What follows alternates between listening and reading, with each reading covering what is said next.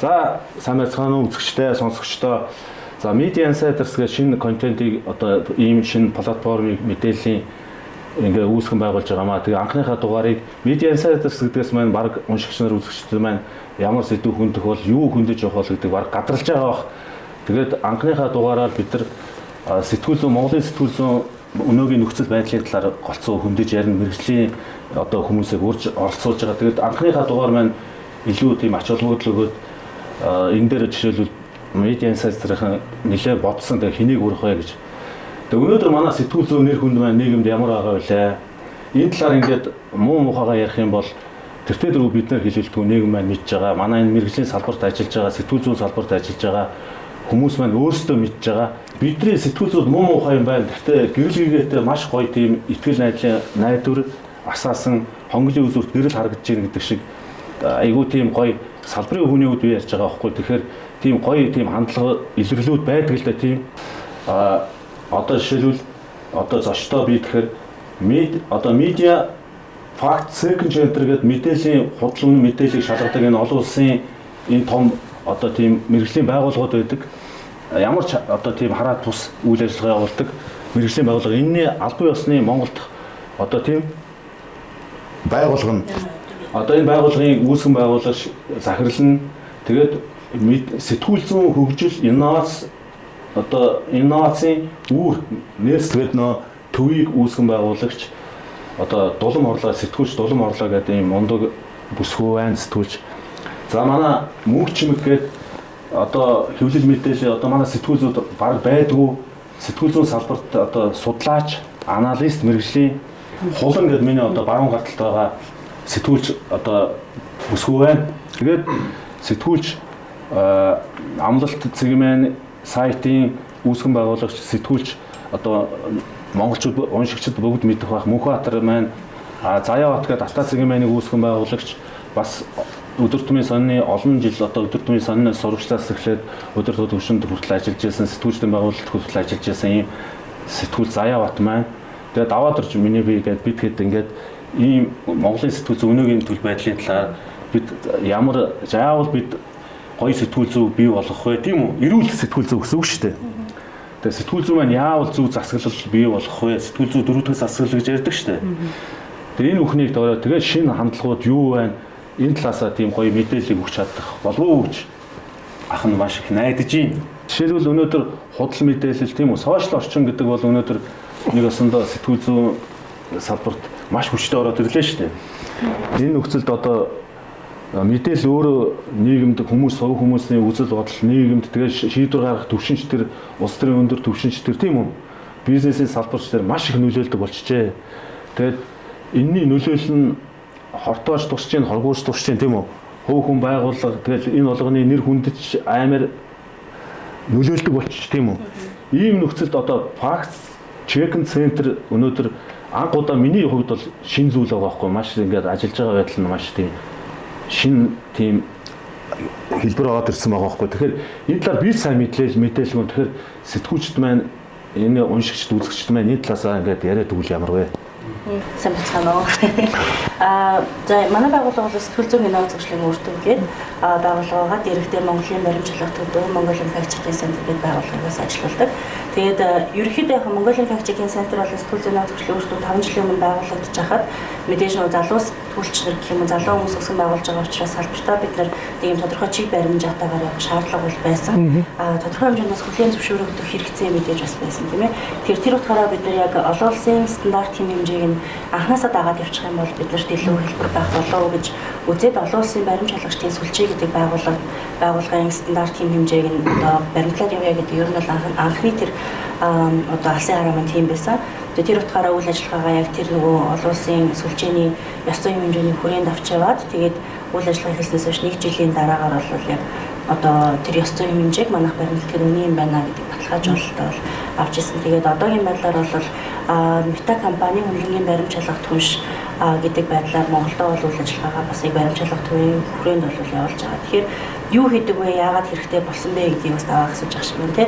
За үндсэндээ бол ийм хоёр төрлийн одоо фронтор гэх юм ажиллаж байгаа. За эхнийх нь бол хэвлэл мэдээллийн байгууллагуудтай хамтран аливаа мэдээллийнхээ баримтаа нэгтлэн шалгах үйл ажиллагааг 21-р зууны мэдээллийн хурдтай урсгалтай одоо олон их сурвалжаас мэдээлэл авдаг юм нөхцөл байдалд илүү уялдсан төвшин баримт шалгах үйл ажиллагааг одоо гаргах зорилгоор хилэнтээлийн байгууллагууд редакцуудтай бас тодорхой хэмжээнд хамтран ажиллаж байна. За энэ маань бол нэг одоо фронт гэж хэлж болно. За дараагийнх нь бол захин орчинд харж байгаа хоромж ташаа мэдээллийг баримтаар нэгтлэн тодорхой шошго тэмдэглэхээ зүүж үзэгдэлтийг нь тодорхой хэмжээнд бууруулахад одоо хоньмор оруулах гэх юм уу? Илүү цөөн хүнд хүрэх боломжийг хангах чиглэлээс ажиллаж байгаа гэсэн. Тэгээд яг бид нар бол ингээд сэтгүүл зүйн одоо юу гэдэг нь боловсрол эзэмшиж байхад бол ингээд мэдээллийг шалгах, за их сурвалжид ямар шаардлага тавигдах уу гэхэд их тохиолдолд тооны асуудал яригддаг тийм ялгуулгын их сурвалжаар 2 ба түүнээс дээш их сурвалжаар баталгаажуулсан байвал тухайн мэдээллийн одоо үнэн бодит чанар маань дэвшилж байгаа байна. Баримт шалгах практикийн хувьд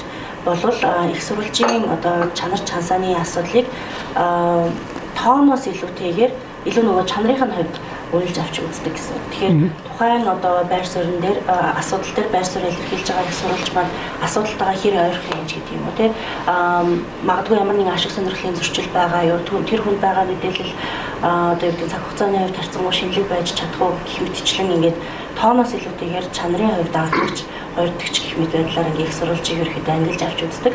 За түүнээс гадна технологийн маш олон хэрэглүүрүүдээр бас дэмжигдэж идэг. Анх юу гэдэг одоо Монголд 112 жилийн өмнө тэ анх сэтгүүл зүйн салбар өсөж байхад ч гэдэг юм уу сэтгүүл зүйн үйл ажиллагаа харьцангуй энгийн бөгөөд хэлбэр байсан баг тэ харин одоо 21-р зуунд захин платформуудын нөлөөгөөрч гэдэг юм уу мэдээллийн урсгал маань өөрөө маш юм өргөн болсон байна. За тэр дундаас маш богино хугацаанд сэтгүүлчнэр тухайн мэдээллийг боловсруулад эргүүлээд ингээд гаргах шаардлага үүсэж байгаа.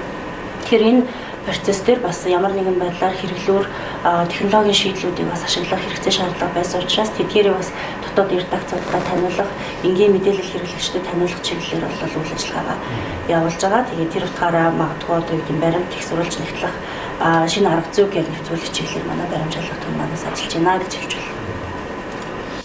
Бид нар бас энэ нэвтрүүлгийг хийх болсон шалтгаан дээр нэг зүйлийг тодруулж хэлмээр санагдаж байна.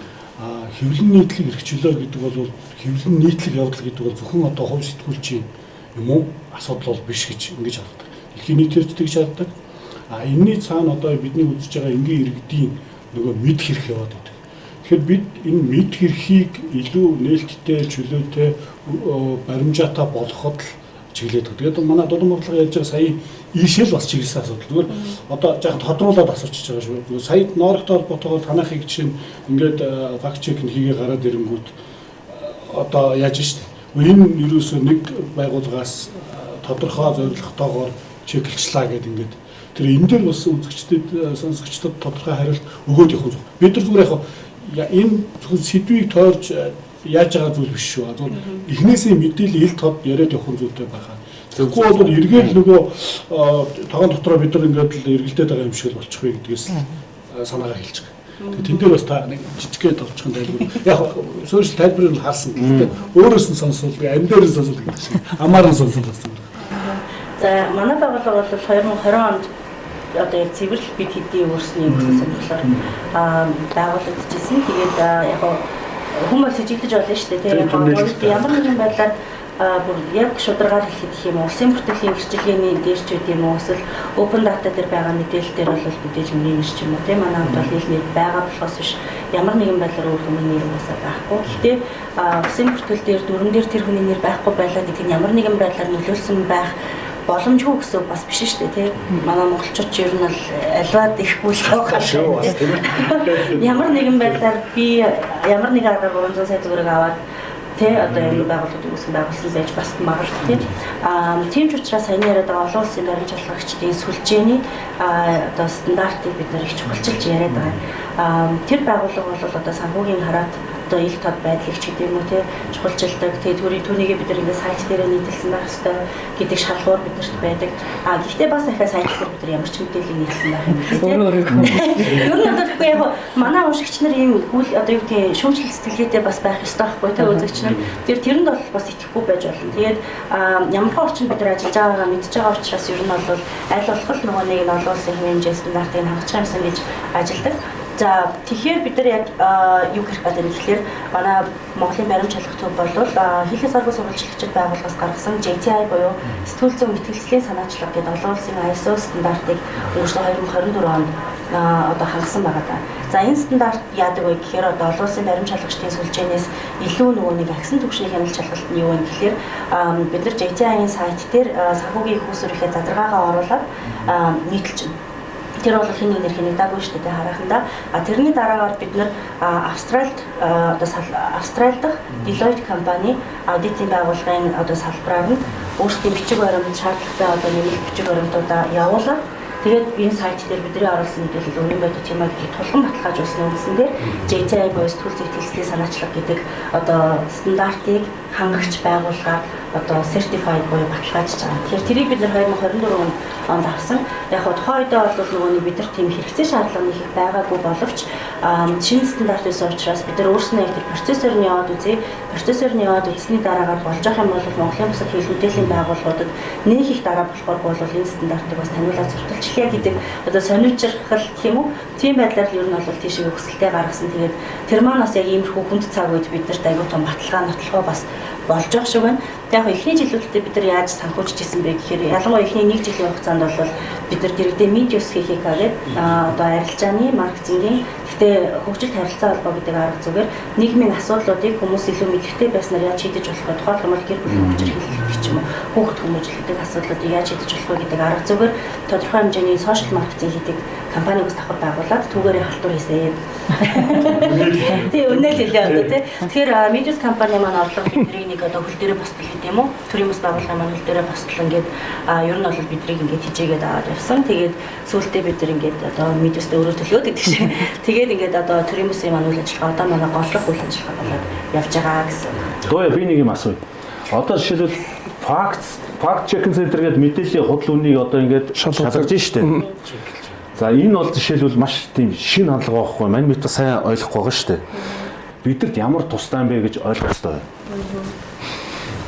За ерөнхийдөө 2021 одоо жишээлбэл миний мэдээг энэ үзмжээр энэ бол худлаа мэдээлэл, энэ бол үнэн мэдээлэл гээд цацчихгүй гэсэн тийм магадгүй би өөрөөсөө өнөөдрийн манай сэтгүүлчдийн нөхцөл байдлыг ойлгож штэ. Тэгж ойлгох хэмжээний хүмүүс дийлэх гэнэ байгаа байхгүй юу? Хаарддаг. Тэгэхээр яг энийг одоо жишээлбэл сайхан ойлгуулж өгүүлэх зүгээр юм болов уу гэж бодож байна. Зарчмаар яагаад маш хэрэгтэй байх гэж бодож байна. Тийм би ярьж байгаа. Тэг болно. Тэгээд яг үнэ чимгээ хулаан ингээд харилцаа асуулцаа явна шүү. Яагаад гэвэл бид нар өөрсдөө одоо энэ бол цоошин юунууд байгаа байхгүй юу? Би энэ дэр нэлийн дэлгэрэнгүй хариулах гэдэг нь болохоор. Нэгдүгээрт нь түрүүний Дуяагийн ярьсан дээр нь одоо нөгөө IFC-ний баталгаажуулалтыг авсан тийм ээ Монголын анхны байгууллага. Тэгээ би болохоор яг тэр нөгөө IFC-ний assessor буюу яг одоо хүндлэнгийн үнэлгээ хийгээд тэрэн дээр нь бол ажиллаж исэн. Одоо ч гэсэндээ ажилладаг.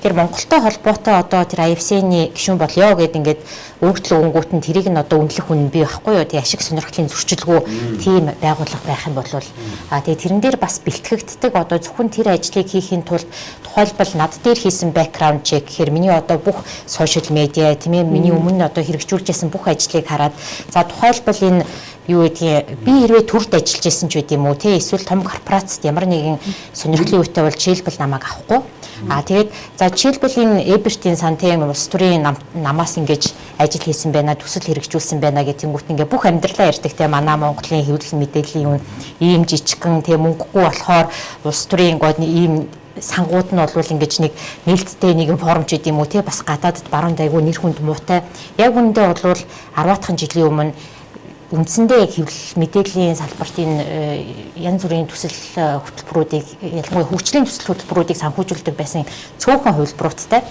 Тэгээ би энэ за ингээд нэг зүүнийхэн сангаас ингээ мөнгө авсан бодвол энийгээ тэнцвэржүүлж явахдаа би одоо нөгөө кас буюу барууныхэн сангаас нь бас ингээд нэг ажил аваад хийсэн. Тэгэхээр энэ би тэнцвэртэй гэсэн үг ч гэдэм үү те. Ийм хэмжээний том одоо нөгөө нэг юг дандаа ингэж background checker ордог. Тэгэхээр яг тэрнтэйгээ адилхан Би одоо ингээ хүндлэнгийн тэ жишээлбэл одоо энэ дулам хорлоогийн энэ төвтэй нь би ямар нэгэн ажил хийж исэн үгүй юу бүх юмаа ингээд нээлттэйгээр мэдээлдэг те мэддэг үү мэддэг те иймэрхүү байдлаар бол би энийг мэддгээч гэдэг юм уу. За тэг ингээ шалгахтаа яадаг вэ гэхээр за түрүү ингээ нам бус бидаас ингээ хэллээ те тэрийг редакцийнхаа бодлогод тусгасан байна уу гэдэг ингээ зөндөө бол юм чеклист гэдэг байхгүй тусгасан байна. За тэгээ тэрийг шалгахтаа яаж шалгах юм бэ гэхээр бүх одоо нөгөө нэг сүүлийн 1 жилд ингээд гаргасан тэр бүх контентуудыг тийм ээ ингээд сүүлийн 3 сарыг нь бүгдийг нь уншаад за тэгээ үнэхээр ямар нэгэн нам ч юм уу те эсвэл засгийн газраас хамааралгүйгээр энэ баримтуудаа ингээд нэгтэл шалгасан байна уугүй юу үнэхээр одоо нийтийн эрх ашигын төлөө хийсэн байна уугүй юу гэх мэт тэр одоо нэг санхүүжилт нь хаанаас орж ирсэн байна гэд тэр бодлогоныг бол ингээд хардаг. Тэгээ тийм болохоор нөгөө олон улсын стандарт гэдэг юм чи яагаад биднэрт чухал юм бэ гэхээр нөгөөнийг бидний яриаг хэлсэн те хэвлэл мэдээлэлд итгэх итгэл гэдгийг чинь бид нар өөрсдөө нээлттэй байж иж тэр юм чинь зүгээр ингээд баталгаажуулаад нэг тэр олон улсын байгууллагаас те нэг юм гэрчлэгээ аваад байгаа нь ерөөсөө чухал биш байхгүй юу. Ийм юм авцсан байхаар одоо дулам хорлоо ямар ч дайралтууд ирсэн гэсэн те өөртөө итгэлтэйгээр манай санхүүжилт энэ вэ те манай бодлого энэ вэ эндээс ингээд бүх юмыг харах боломжтой. Тэгэхээр ингээ хин ч юу ч тэрэн дээр бол хэлж чадахгүй. Тэгэхээр манай хэвлэл мэдээлэл үнэхээр энэ хэвлэлд итгэх итгэлийг тий одоо бүр нөгөө шалаараа нэг унчаад байгаа энийг сайжруулах гэх юм бол бид нар өөрсдөө айгүй ил тод байх хэрэгтэй. Аль болох олон улсын стандарт руу бид нар тэмүүлж явах хэрэгтэй. Яг тэгвэл тэрийг хийлээгээд яг үндэ бидний ажил сайжирч идэг байхгүй юу? Бид нар ингээ гоё ил тод байх тусмаа үндэ ингээ биднэрт итгэх итгэл нэмэгдээд биднэрт итгэж эхлэх юм бол мөнгө төлнө гэсэн үг тий.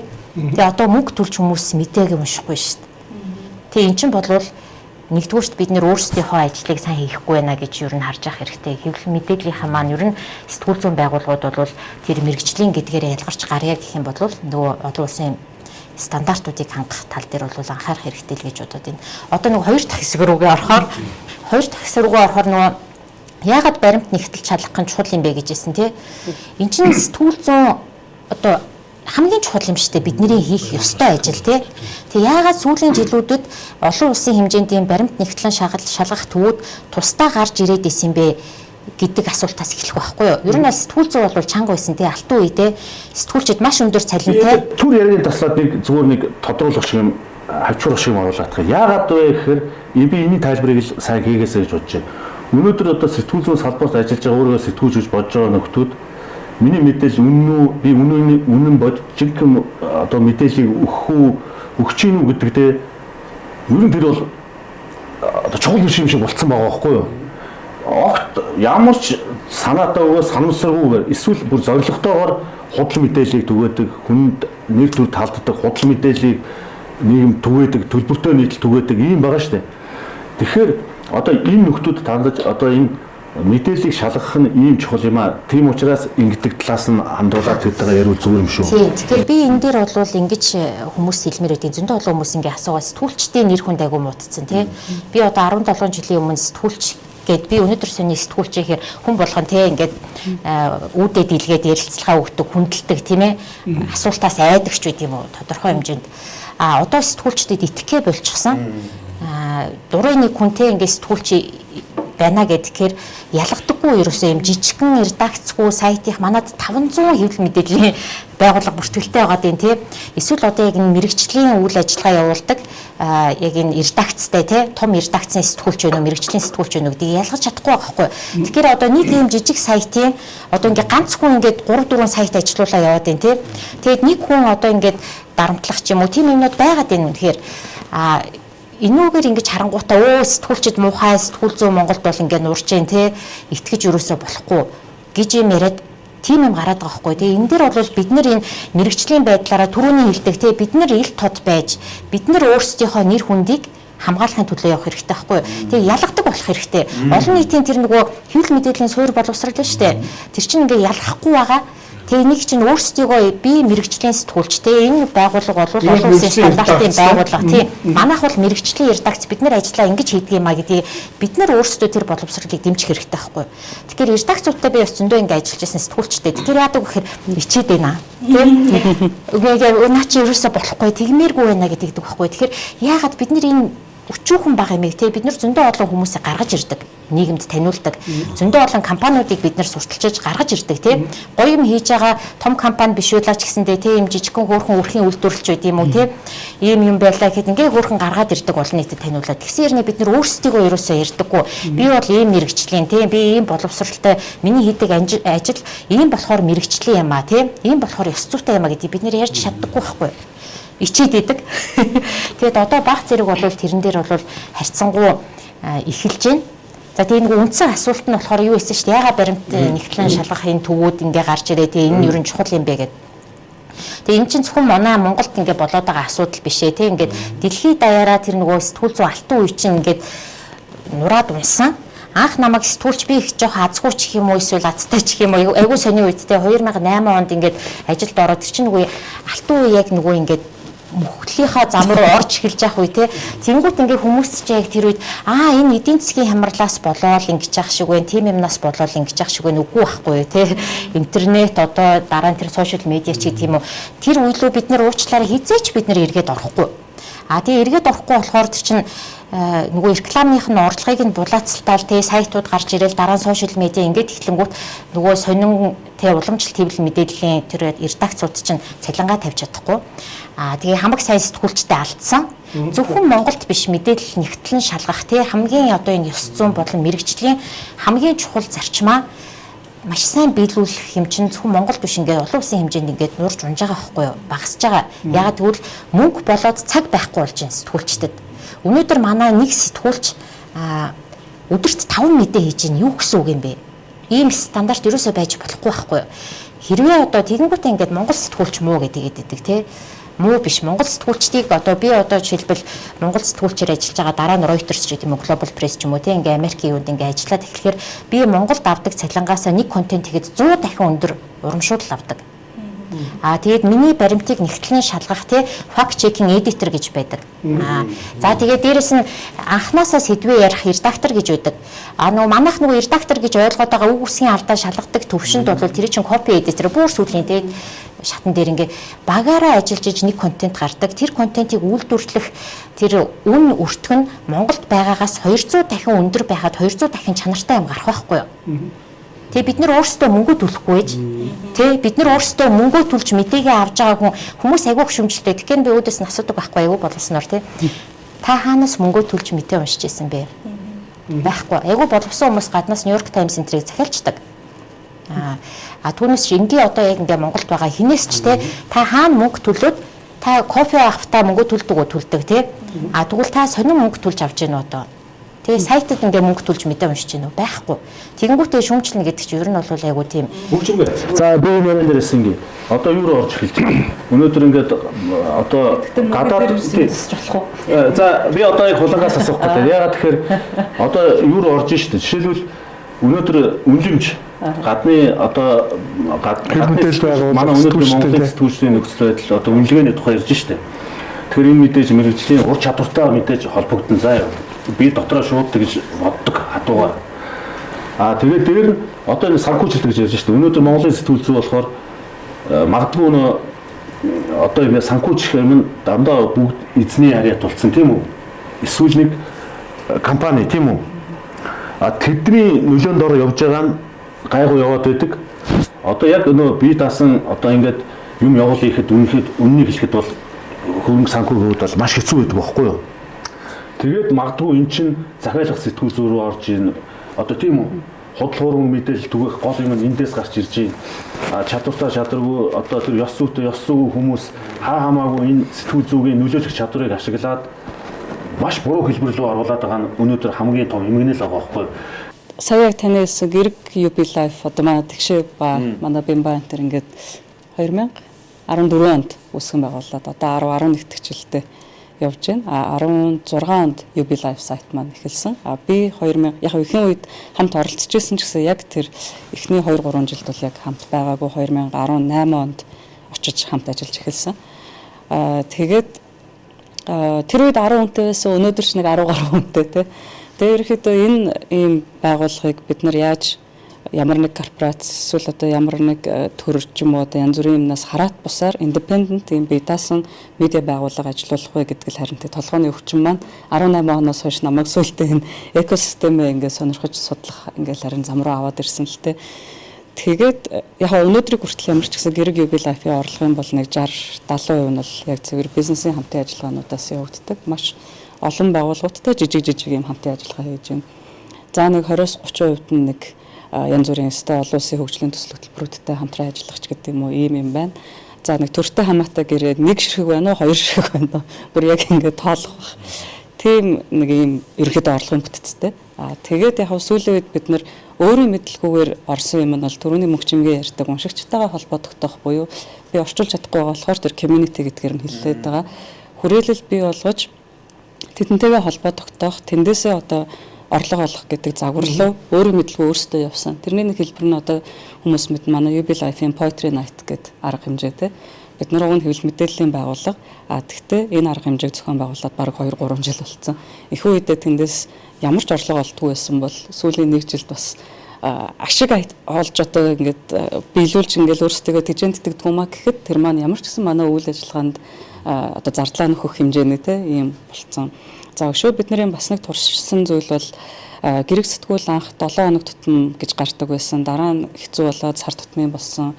За яг энэ үед 2019 онд би өөрөө санамсаргүйгээр Нью-Йорк Таймс-ийн одоо тэр редактортай танилцаад тэгээд хамт харин ярилцаж суужгаад Монголд Нью-Йорк Таймс-ийн ийм албан ёсны хамтрагч болёо. Тэгээ энэ сэтгүүлээ бид нар ийм хамтарсан байдлаар гаргая гэдэг ийм хэлбэр рүү орсон. Тэгээд сэтгүүлээ гаргахаар юм их сонирхонд тэгээ төлөвлөөгүй байхад аяндаа л болчтой юм байлээ. Тэгээ бид нар сэтгүүлээ гаргаад яаж бас хүмүүсийн анхаарлыг хандуулах уу гэж бодож хэрвээ анзаарсан бол бид нар хамгийн хурцсан захиалгыг ерөнхийдөө бий болгосон. Гараагүй байгаа сэтгүүлд хүн 20,000 төгрөгөө төлнө гэдэг миний бодлоор тэр үедээ бол айгүй юм том ихтгэлцэл байсан байхгүй тэр чинь. Бид нарт нөгөө тэгэхээр итгэлээ тогтоосон community буюу тэр хүрээлэл бий болцсон байсан. Хэдийгээр багч гисэн 300-аас 400 хүн энэ хэд нэг сарын дараа ямар ч нэг сэтгүүл аваад ирэх юм байна гэж итгээд мөнгөө шилжүүлж яах гэдэг чинь айгүй том юм байгаад байсан. Тэгээд тэндээс үүдээд бид нэр тэр сэтгүүлийг ингээ урьдчилсан захиалгатаагаар гаргаж эхэлсэн. Сэтгүүлээ гаргаад хамт одоо ингээд нэг юм сэтгүүлийн нээлтийн үйл ажиллагаа хийх гэсэн чинь санамсаргүйгээр хэвлэх үйлдвэрний оройтоод 6 цагт нээлт байсан чинь нөгөөтг нь 6:30 гэж ирж таардаг ч үлээ те. Тэгэнгүүт нь тэрийг нь сэтгүүлээ бүр халуунаараа хамтдаа задлаа гэдэг арга хэмжээ болгоцсон чинь хүмүүст бүр гоё хүрсэн. Тэгэхээр нөгөө хэрэглэгч чинь ингэж нөгөө контент бүтээх явцад өөрөө оролцсноороо тэр итгэл ингэж бэхжиж явд юм байна л та те. Хамт бид нартай үлээгээл хэвлэх үйлдвэрээс ингээл хайрцагтай ингээл хав халуун юм хэвлэлийн үнэртэй сэтгүүл хамт бид нартай задлаа л те. Ингээр чинь тийм тэгэхээр ингээд нөгөө редакц ганцаараа ингээд нэг өрөөнд байж ах биш унших хүмүүс маань хамт цугулцсан. Тэгэл ирээлтэй энийг яаж утсан тэгшээ энэ дээр чи ингэсэн байж таа гэл ингээд хамтдаа ярилцах. Тэгэхээр нөгөө community хөгжих гэдэг юм чинь ингээд тэгж бий болдго юм байна. Тэгэхээр ингэж итгэл бэхжснээрээ одоо бид нар тэр хүмүүсээс магадгүй та нэг жоохон мөнгө төлөөч гэхэд сэтгүүл худалдаж аваад мөнгө төлөө сурцсан. Гараагүй сэтгүүлийг сарын өмнө мөнгө төлөө сурцсан 1000 хүн бол харьцангуй одоо бас окей эдгээр бол намайг хурахгүй гэдэг нэг итгэл бүрдчихэж байгаа. Тэгэхээр энийг тэгээд ерөнхийдөө ийм хэм маяг руу ингээд яваад байгаагаа анзааралгүй яваад байсан. Гэтэл сүүлийн 1-2 жилд одоо Harvard-ын тэр Newman Lab гэдэг одоо жил болгон оноор ингээд сэтгүүл зүүн дараа жилийн одоо ирээдүг таамаглаж гаргадаг мэрэгчлэтнүүдийн ревю байдаг те. Тэрэн дээр бол энэ жил хамгийн их давтагдсан санаа ирээдүй бол энэ community-дад хөтлөгдсөн community хэрэглэгчээ дагсан сэтгүүл зүй ингэж дөрөвний мөнгө чимгээ ярьдаг өөрсдөө танигдаж өөрсдөө итгэлийг нь олж авч ээж тэр хүмүүсээс бид нар одоо тэр санхүүжилт авна. Тэрнээс биш бас бид нар өөрөө тэрийг хийхгүй гэж та нар мөнгөө төлөхгүй яасан муухай хүмүүс үү гэж бас болохгүй л те. Тэгээд түрүүнийхээ би мөнгө чимгээ ярьдаг юм нэг залруулмаар байсан юм. Залруулах жоох миний санал эсрэг байгаа юм наа. Сэтгүүл зүй алтан үе ингээ мөхцөн гэж байна. Миний үед зүгээр өөрчлөгдсөн. Бид нар надад бол би эсвэл юмыг тийм гоё харах дуртай юм уу? Итгэхийг хүсдэг юм уу? Одоо энэ үе алтан үе. Яа тэгэхээр та боддоо хэл мэдээллийн хэрэгсэл үүсгэн байгуулъя. Та сонин байгуулж исэн үеийн тухайн үеийн хөрөнгө оруулалт. Одоо телевиз байгуулж исэн байгуулах өнөөдрийн ч гэсэн хөрөнгө оруулалтын хэмжээ тий. Гэтэл та өнөөдрийн контентыг эхлүүлж байгаа хөрөнгө оруулалт хоёрыг харьцуулахаар бүр ийм бидтэй тий. Ямар ч тоног төхөөрөмжгүй хүн утсаа ашиглаад утсан дээр CapCut ашиглаад тэрүүгээр бүрэн хэмжээний видео хийгээд сабтайтлаа тавиад бүхнийг бүтээж болж байна. өөрийнхөө платформыг үнгүүгээр онлайнаар эхлүүлж болж байна тий.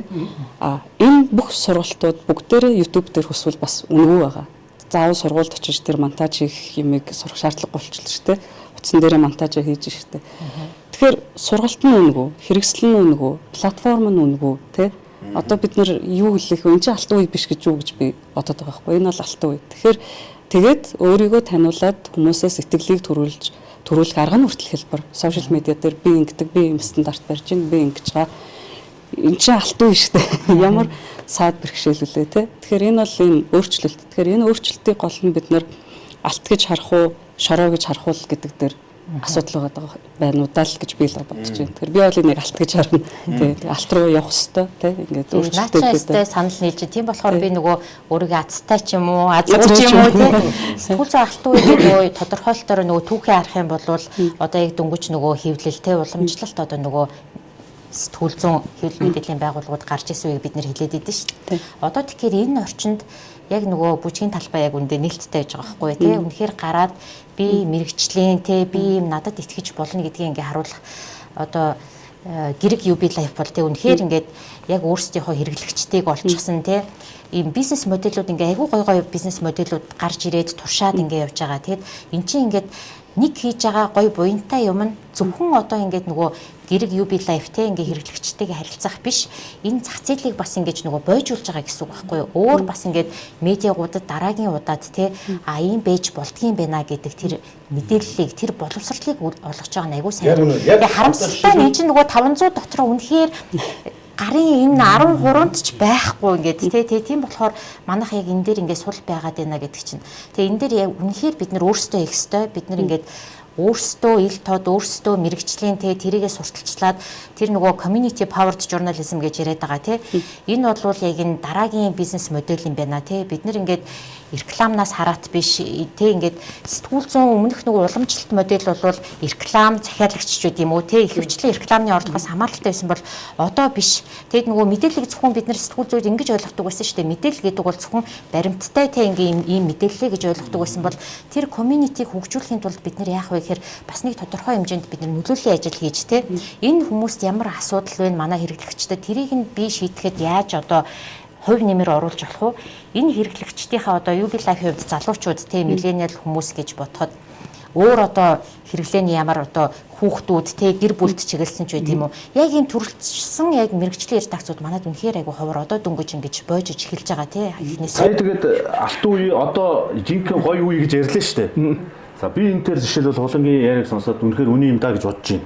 Тэгээ яагаад тэгэхээр яг энэ алт үе гэдэг энэ дээр ингэж шинэ сэтгүүл зүй гэж би одоо өөртөө хувьдаа тодорхойлоод байгаа байхгүй юу. Тэгэд ялангуяа манай одоо сэтгүүл зүй салбарын ялангуяа би салбартаа хандаж яриад байгаа шүү дээ. Би шүүмжилтэй хандаад байгаа байхгүй юу. Үнэхээр сэтгэл гонсгор байгаа байхгүй юу. Тэгээд одоо энэ жишээлбэл гэрэг UB Life байна тийм үү? Одоо энэ fact check center байна. Үүртүү үгээд байна. Энд чи өөрөө цоошин хэлбэрүүд ингээд яг энэ дээр боожж гарч ирж байгаа ийм гоё юунууд байгаа байхгүй юу. Тэгээ энэ хандлагууд маань одоо гоё илүү нөлөөлөөс энийг анзаараасаа гэдгийг би хүсээд өнөөдөр заавал та хэдтэй ингэж ярих нь хамгийн чухал санагдаад байгаа байхгүй юу. Тэгээ би дууяас нэг асууя. Сая чимгээ эндээс ярьжсэн шүү дээ. Ингээ бүгдээ гоё яриад яг одоо түр мөгчм хөдлөө ингээ 500 гаруй одоо сошиал одоо хэвлэл мэдээлэл хэрэгсэл байна. Гэтэ энэ дээр чөлөөт өрсөлдөөн гэдэг юм байхгүй байгаа. Би бол тэгж хараад байгаа байхгүй. Яагаад байхгүй байгаа? Яагаад сэтгүүлчнэр өөрсдөө одоо бүтээгтүүгээ тэрийг хэрэглэгчтэй зараад тэрнээсээ ингээд санхүүжээд ингээд цаашаа ингээд өрсөлдөвч боломж яагаад байхгүй? Яагаад томигдаад байна вэ? Яагаад томигдаад байгаа юм? Тэгэхээр би бол ингэж харж байгаа байхгүй. Яагаад гэвэл энэний цаана одоо тэр хэвлэл мэдээллийн хэрэгслээр дамжуулж өөрсдөө бодлого үйл ажиллагаа тэр хүмүүсийн таргийг хуваах гэсэн одоо жишээ нь засгийн газар ч байж шít. Тэд нар яаж ирэхээр нөгөөс хэвлэл мэдээлэлд тэднийг чөлөөтэй ажиллах боломжийг хомиод байгаа байхгүй. Тэд нар яаж ирэхээр өөрсдөө тэр одоо хэвлэл мэдээллийн одоо том хэрэгсэл аппараттай болцсон байна шүү дээ буцаад. Тэгээ тэргээр дамжуулж өөрсдөө бодлого үйл ажиллагааг юмсан тэр мэдээлэлээ нөгөө хэвлэлийнхэнд мөнгөө цацуулчих байгаа байхгүй. Тэгэхээр нөгөө хэвлэлийнхэн чинь тэр одоо чөлөөтэй ажиллаж мөнгө олох тийм сонирхол байхгүй шүү. Тэднээс мөнгөний аваад тэгэл ингээд нэг юм амжгоогоо яваад байна гэсэн гэсэн тийм болохоор зэрэг бид нар нөгөө хууль эрхцэн орчин тэгэл яриад байгаа юм. Сонирхол байхгүй ч биш байх гэж За хэлгээд. би түрүү юм асуух гэсэн байхгүй. Тэгэхээр саягийн юу асуултаа баг холбогдох баг. Би дууяас асуусан байх гэхээр сая манай дууя нэг ном орчуулсан шүү дээ. Эдний паблишинг, эдгэрчин паблишинг бас их бизнес нь гоё эрүүл хэлбэрээр яваад байна шүү дээ. Одоо Нью-Йорк Таймс-ийн хөлбрийг оруулж ирж байна. Тэндээс сурах юм асар их байгаа байхгүй. Мэргэжлийн сэтгүүл, олон улсын сэтгүүлчид яг юу хийдэм бэ, нийтлээ яаж хийдэм бэ, сэдвээ яаж хөндөд юм бэ гэж сурах юм асар их байгаа байхгүй. Ийм шинэ хандлагууд байна. Тэгээ одоо тэр анх удаа тэр Нобелийн шагнал сэтгүүл зүйн салбараас авсан Мария Реса тийм үү?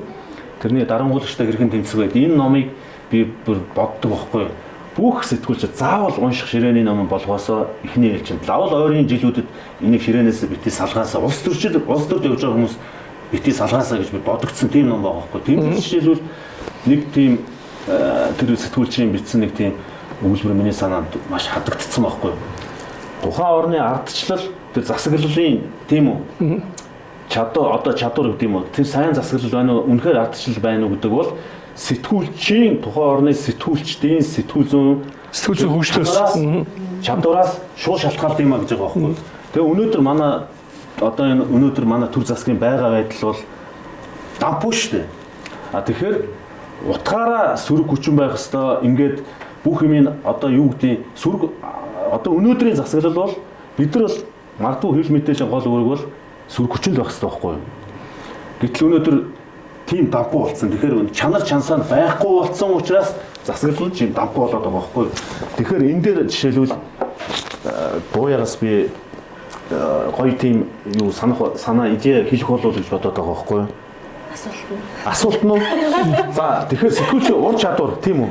Энийг яаж одоо бид нар энэ дээр бид нар сэтгүүлчийг яаж хувь хүнийхээ одоо мэргэжлийн дөрөвдөх засаглалын үүргийг яаж гүйцэтгэх вэ? Энэ нь урдсан байна шүү дээ.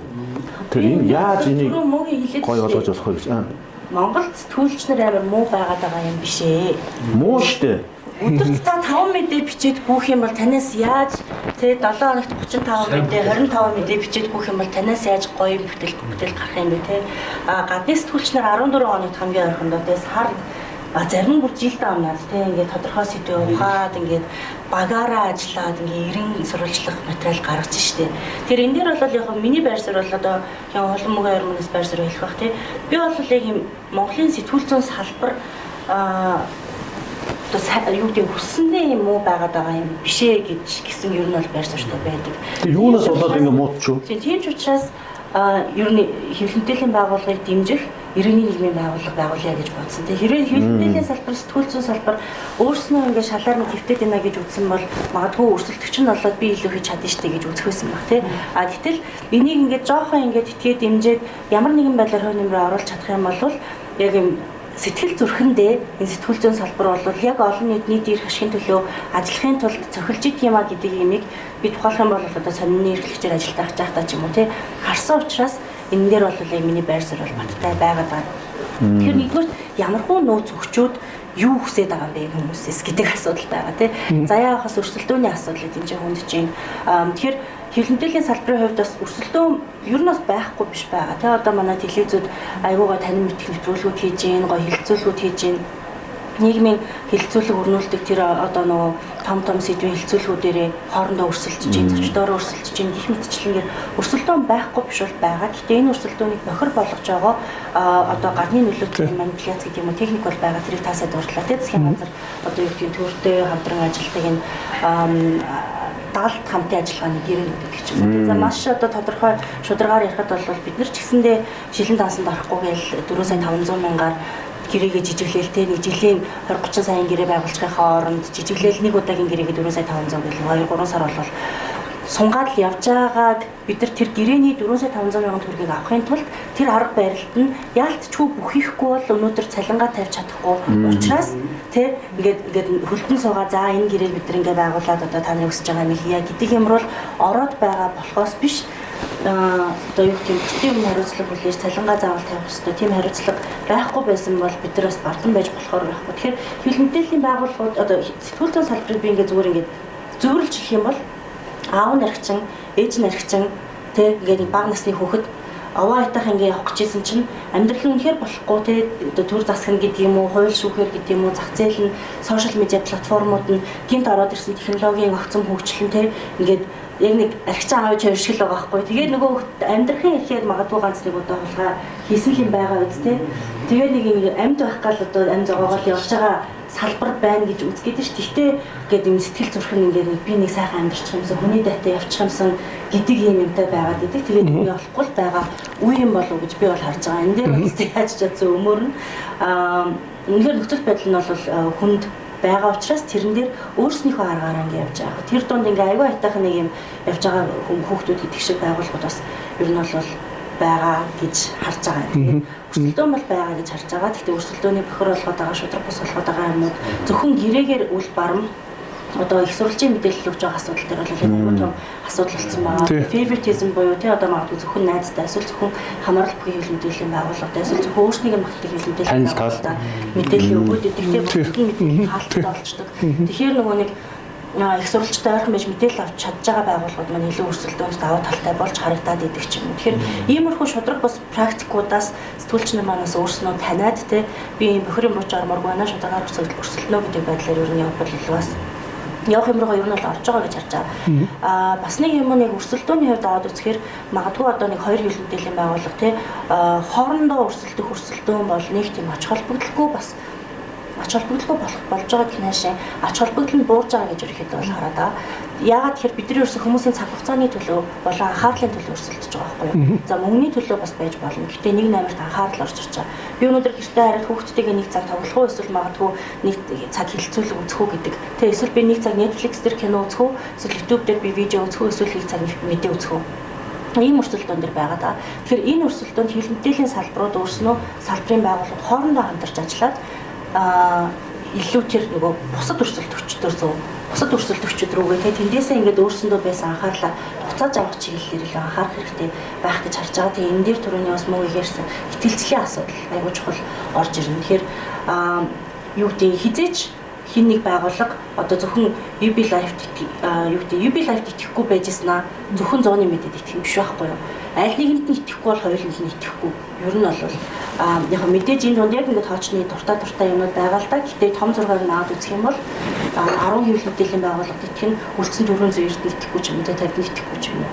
Ингэж хүний тарих ер нь бол их ажилтгүй байхаа гэж бодоод байна. Тэгэхээр хэвлэл мэдээллийн салбарт итгэх чинь юм өөрөө ерөнхийдөө дээшилж иж энэ донд магадгүй 100-ны мэдээд нь 10% итгэн ботаа тий одоо энэ цэвэд нь 15% итгэх гэдэг юм их их болохоос биш. Дангаараа одоо хэлбэлэн байгууллага цойлоод ингээ гарч ирнэ гэдэг бол угаасаа аягүй хэцүү гэж бодож байгаа. Тийм наадхан бүр чухам үнэн тий. Тэгээд бид нэр хоорондоо өрсөлдөх нэгдүгээр дутуу учиргүй тий. Гэхдээ энэ дээр бас их нарийн мэдрэмжтэй байхгүй болвол өрсөлдөх юм дээр бол өрсөлдөх юм дээр тий. Бид нэр өрсөлдөөн гэдгийг яаж ойлгож байгаа нь бас аягүй чухал. Нэг хэвлэл мэдээллийн мониторинг хэвлэл мэдээллийн зөвлөл дээр бид нар бас хийж үзчихсэн. Тэгээ тэрэн дээр юу гэж гарсан бэ гэхээр 20 оны сонгуул 21 оны засгийн газрын бүрэлдэх үе дээр ер нь бол гендрийн мэдрэмжийн мониторинг гэхдээ тэрэн дээр ингээ их сурвалжуудыг тоолоод тэ бүртгээд хин ярьж гэн ингээ бүхэл бүтэн 2 сарын контент байсан баха. Маш их контент анализ хийж үзсэн чи ийм юм гарч ирсэн. 20-30 хүн тэ өдөр тутмын сонин бодлон мэдээллийн сайтуудын нийт их сурвалжийн 50-70% бүрдүүлж байгаа байхгүй юу? Тэгээ тэр нь яг сайтууд сонинууд гэнгээ байсан. Би одоо яг аль нь айлуулъя гэд өөрөөр хэлбэл ер нь сонин дээр гарч байгаа нэг 2 хүн тутмын нэгэн ч гэдэг юм уу те эсвэл 3 хүн тутмын нэгэн те сайт дээр гарч байгаа бас нэг 2 3 хүн тутмын нэг хүн байгаад байгаа байхгүй юу? Тэгээ тэр нь 20-30 хүнийг ингээ дахин ингээ гаргаад байгаа байхгүй юу те бид нар. Тэгэхээр энэ нэгдүгээрт те энэ яг ямар бид нар олон ургалч байдал гэдэг дээ шүү дээ те энэ яг олон ургалч байдал мөн үү гэхээр биш те за түр өрсөлдөө ярьж байна те бид нар өрсөлдөөд бид нар ингээ мэдээ ингээ нэвтрүүлэг хийгээд байна гэд нөгөө 20-30 хүн чинь эсвэл ингээ нэг мэдээг те яг нэг өнцгөөс нэг хүнийг 15 телевизээр гаргалаач үт юм уу те эсвэл ингээ 50 сайт дээр гаргая л да энэ яг өрсөлдөө мөн үү энэ ялгарл мөн үү биш те. Тэгээд энэ ийм юмн дээр амар их цагаа зарцуулаад те телевизүү сайтууд хүнээ явуулаад камертай те нэг үйл явдал дээр нэг хүн ингээл ярангуут баахан микрофон ингээл тавьсан байдаг. За би ганц юм асуучих таслаа. За тэгвэл одоо энэ байдлыг засчих. За sorry. Тэгэхээр хараа гарц гаргалгаа юу бах вэ? Жишээлбэл за ямар гарц гаргалгаа шүү. За. Өрсөлдөөн байгаа. Өрсөлдөөн байхгүй. Өрсөлдөөн байна. UB Life-ийг жишээ нь бодъё л да 16 онд яг залуу миллениалуудад зориулсан community буюу тэр хүрээлэлт чиглэсэн медиа гэд бодъё. Ер нь за нэг 4 жил мэл бол яг одоо SWOT шинжилгээ, зах зээлийн шинжилгээ хийгээд үзэхэд бас өрсөлдөөн гэхэд айгу цөөхөн байсан. Байгаагүй шахуу. За Android байсан те дараа нь гарч ирсэн. Яг энэ миллениал залуучуудад чиглэсэн хэл мэдээллийн байгууллага байгаагүй байхгүй. Сая бид нар энэ он гараад эрхчлэлийнхээ ингээд бас төлөвлөгөө дүр зургийг ингээд байгуулахаараа ярилцсан. Тэгэхэд зах зээлийн шинжилгээ гэхэд шал өөр байгаа байхгүй. Одоо шал өөр залуу редакцууд гараад ирсэн. Үнэн ньюс байна, Норог байна, Сэхэтэн медиа байна, Граф байна тий. Нөгөө Анред байна. Ингээд энэ зах зээл дээрх тоглогчид олон болцсон байхгүй. Тэгээ энэ өрсөлдөөн ширүүсцэн. Тэгээд өрсөлдөөн ширүүсгийн ирээр харин саяны мөгийг ярьж байгаа. Энэ бүх хэл мэдээллийн хэрэгслүүд бүгд интернетэд суурилсан. Интернет хэл мэдээллийн хэрэгсэлд юу авчирсан бэ гэвэл масс хүлээн авахч гэж байхгүй маа гэдгийг гаргаж ирсэн. Ерөнхий tools power аваад би энэ төр шигтгэр хийгээд харин хөлтлөмх гээд шигтгэр хийгээд одоо сайн хэлж штэ ийм одоо сайн нэр цогцож штэ зориуд Android энэ төр гээд нэг марч яг үннийг хэлэхэд яг энэ өрсөлдөөн маш гоё явж байна. Энэ дээр нөгөө миний нэг дотроо миний томилоод байгаа эрүүл сэтгүүл зүгдэг яг энд яваад байна гэдгийг анзаараад байгаа байхгүй юу? Энийг би зориуд ингээд нэвтрүүлгээр бас ингээд ийм гоё баяртай мэдээг сайн мэдээ гэдэг байхгүй юу? Сайн хандлагыг би зохон тэмдэглэж байна. Тэгэхээр тэ интернет масс хүлээн авахч гэдэг юм байхгүй болгоцсон. Өнөөдөр бид нар уламжлалт мэдээллийн хэрэгсэлд бол масс гэдэг нэг юм ерөнхий танаа хүлээн авахч юм бэ гэхээр ерөнхийдөө бүх хүн гэлтэй. Ингээд нэг юм 30 телевиз бүх хүн зориулаад 10 сонин бүх хүн зориулаад гаргаал өрсөлдөж байгаа юм уу? Яагаад ч байгаа юм байдалтай ингээд яваад байна те. Интернет дээр та ерөнхийдөө бүх хүн гэдэг ийм хүлээн авахч байх боломжгүй болчихж байгаа байхгүй. Одоо тэгээ нөгөө байнга жишээлдэг Facebook дээр хэрвээ реклам хийе гэж буст хийхээр болохоор бид нар ингээд маш нарийн сонголтууд хийдэгтэй 19 настай, team хүүстэй, Blackpink сонсдог, ийм сайт руу ордог, мэдгүй 30 40 тэгээ хэрэгтэй эмэгтэй 30 40. Тэгэхээр реклам ч гэсэн мэдээлэл шүү дээ. Реклам гэдэг мэдээлэл мөнгө төлөхдөө хүнд тийм нарийн сонголттойгоор чиглүүлдэг гэж яагаад бид нар мэдээ гэдэг мэдээлэлээ тийм нарийн сонголттойгоор хэрэглэгчдэд зориулахгүй байна вэ гэдэг чинь айгүй бас асуудал байгаа байхгүй. Тэгэхээр энэ зах зээл дээрх энэ интернет дээр байгаа ялангуяа дээрэс нь саяны дуяаг хэлсэн анхаарал дээр нь өрсөлдөж байгаа энэ залуу хүлээн авахчд руу хэрэглэгчд рүү чиглэж байгаа хэвлэл мэдээллийн хэрэгслүүд ийм нарийн тэр community-нууд олох хэрэгтэй болчихж байгаа бид нар. Тэгэхээр саяны зах зээл дээр ингээ байгаа бусад медианууд бид нар харахаар ерөнхийдөө залуучуудын медиа гэдгээр өрсөлдөх юм шиг боловч сегментээ одоо ингээд наривчлах. Тэгэхээр бид нар бол зах зээлийн шинжилгээгээ байгуулахад төвшинт хийхдээ яг тэгж харж байгаа байхгүй. За эднийх яг энэ чиглэл рүү явж байна. Android бол яг бизнесийн мэрэгжлийн одоо нэг юм ажил хэрэгч залуучууд руу явдаг те. Бид нар юугаараа ялгарч байна. Бид нар хэн рүү явах вэ? Хэдэн настай, ямар сонирхолтой хүүс.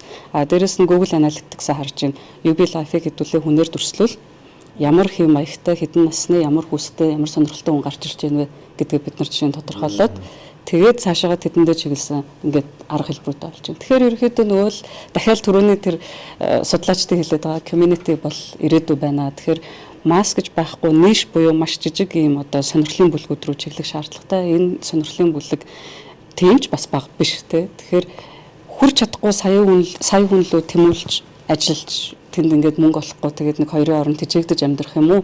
Эсвэл үнэхээр ихтгэл даасан маш бат бөх холбоос бүхий хэрэглэгчтэйгээ холбоотойгоод бие биендээ хэрэгтэй зүйлээ өгөөд ингээд амжилттай цаашаа явах уу гэдэг л бас дахиад сонголт болж байна. Би бол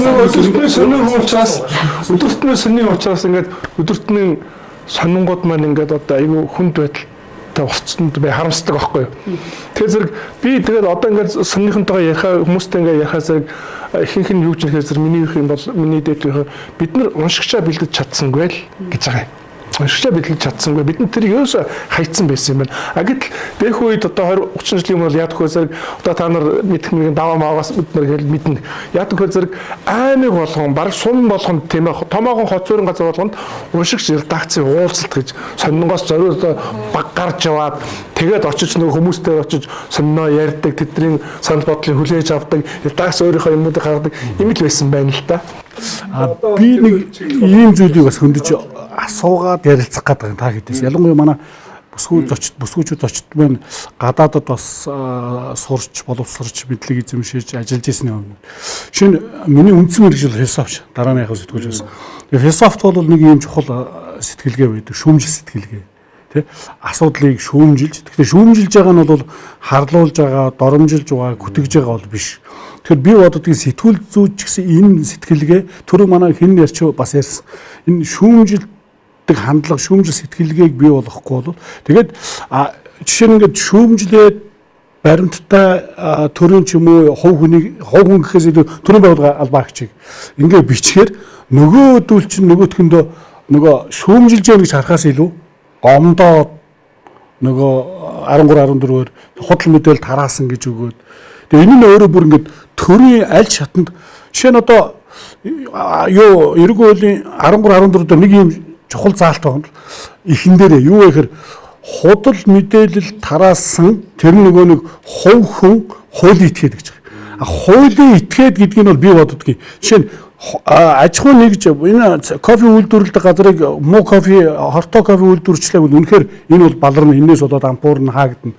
Гэтэл төрийн байгууллага ингэчих юм бол тэр нөгөө дарга нь юм уу эсвэл албаагч хариуцлага алдсан бол тэр худал мэдээлэл тараах биш тэр хариуцлага алдсан үнэн бол тэр дарга нь солигдсноор эсвэл тэр албаагч солигдсноор энэ асуудал нь засагч. Тэгэхээр хуулийн этгээд гэдэг одоогийн бүртгэлийн хуулиар төрийн байгууллагч хуулийн этгээд, аж ахуй нэгж хуулийн этгээд байгаа даа. Тэр энэ шүүмжилж байгаа хувь байгууллагын тэр болохгүй байгаа доголдолтойгоо асуудлыг баримтаар юм уу нийтлээд биччихээр энэ нь ерөөсөө нийтээрээ гомдох, цагдаад өгөх, сэтгүүлчийг хэвлэмжийн байгууллага ийм хандлага энэ яг одоо барууны одоо медиа хөгжсөн газруудад яаж явдаг юм бэ? Энэ дэр манай нэг товчхон бас мэдээллийг энэ үзэгчдэд өгвөл, сонсогчдод өгвөл тийм энийг л мэдмээр байгаа тийм. Чи ер нь айгүй тийм чухал асуудал байна л да. Тэгээд тэрэн дээр за Монголд болохоор нөгөө сэтгүүлч нэгдүгürt нөгөө ур чадварыг ярангуут ингээ өмөрөөдөө штэ тий. Өмөрөөд байгаагаас гадна яагаад вэ гэхээр нөгөө сэтгүүлчээр бас ингээд нэлээд хэдэн жил ажиллажлаа тий. Ингээд өөрт маань юу юм байгаад байгаа байхгүй. Нэгдүгürt ямар ч дэмжлэг байдгүй тий. Редакторын дэмжлэг байдгүй, редакцийн дэмжлэг байдаггүй, цаг байдаггүй, цалин нь бага тий. Ингээд тэгсэн ирнэ сэтгүүлчдээс ингээд айгүй тийм чин үнчээр нийтийн эрх ашигын төлөө ингээд өдөр шөнөгөө тий амралтын өдрөөс ч гэсэндээ тий ингээд ажиллаж байхыг нийгмээрээ шаарддаг. Тэгээ тэр дотроо редакцтэй би бол энэ хямралыг ерөөсөө редакцийн буюу менежментийн хямрал гэж харж байгаа байхгүй юу. Сэтгүүлчийг аваад үзэхээр аюултай байдал сэтгүүлчдэр үүсдэг тий. Ихэнхдээ гомдол сэтгүүлч рүү ирээ тий тэрэн дээр редакц дандаа энэ дөгчтэй бид нар ингээ хамаагүй тий ингээ хавшаа суулдаг. Хуульчтай редакц одоо дөнгөж баг багаар гарч ирж гэн ер нь бол байдаггүй байсан намайг ажиллаж явах үед тий. Тэгээд хуульчийн зөвлөгөөг одоо Globe International ч юм уу тий ингээд үзүүлдэг иргэний нийгмийн байгууллагууд бол байдаг. Тэгээд ямар ялангуяа ерэн сурвалжлах чиглэлээр ажилладаг сэтгүүлчид ямар хүнд дарамтад байдаг вэ тий ямар их хэмийг үүрдэг вэ нийтийн эрх ашигын төлөө. Тэгэд энийг бид нар ойлгохдоггүй байхгүй юу. Тэгэд гадны юг ингээ харсан чинь би жишээлбэл Америкийн нэг ерэн сурвалжлах төвд ажилд орсон юм. Тэгээд ингээд ажилдаа ингээд ороход бэлтгэл ажил сургалтууд яваад тэг ингээд бүхэл бүтэн хуулийн бүр ингээд фирм ажилуулдаг. Тэндээс нь ингээд бид нарт зориулж сургалт хийж байгаа байхгүй юу. Тэгээд би ингээд дөнгөж ажилд ороо байжсэн чинь өнрөөгийн кейсээс болоод би ер нь хийхэ болио гэж ер нь шийдсэн л дээ. Тэгээд тэрэн дээр иймэрхүү яриа болж байгаа.